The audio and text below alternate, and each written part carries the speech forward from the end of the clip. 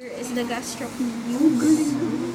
Okay, and then beneath the gastrocnemius there are two muscles. Okay, that is not so obvious kapag naka dorsal view ka. Hindi mo siya masyado makakalata.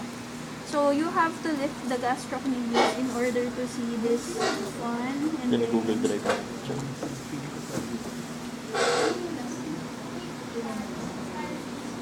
two muscles. So the second muscle, gastrocnemius, ito muna. The second muscle would be your plantaris. Then the third muscle would be your soleus. Okay? Yes, the green one would be the soleus. Orange would be the plantaris. Next. So this one would be your peroneus. This one. Okay, so 3 muscles yan, marami. Kita rin siya sa lateral aspect. Next, sa medial aspect, you will also see the flexor digitorum longus. So this one, although in this view, we can only clearly see the tendon of the flexor digitorum longus. We're not able to see the muscle properly, the belly of the muscle properly. Next, so adjacent to the flexor digitorum longus, so this is the tendon of that muscle. So we have this tibialis posterior. Again, please remember this is the tibia or the shank bone.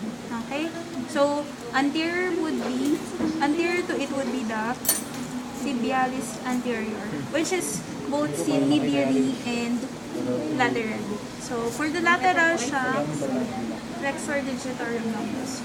Next, for the lateral aspect of the thigh, again, you would start with identifying again the gastrocnemius. And then beneath it would be your soleus. Okay? So not plantaris. Plantaris is not seen at the lateral aspect. Okay? Medial aspect lang siya. Sorry? Soleus. Let gastrocnemius, soleus. Wala si plantaris. Supposedly, di ba, second muscle siya. So, wala yun. Next, this would be your peroneus. Okay, this one. Okay. And then, next to it would be your extensor digitorum longus. Okay. O, very, very obvious naman siya.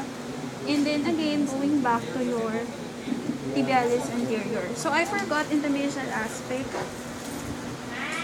Okay, you will also see this diagonally oriented muscle, the popliteus. Okay, it's not that obvious. So, you have to really search for its demarcation. Okay, compared to the tibialis posterior. Next.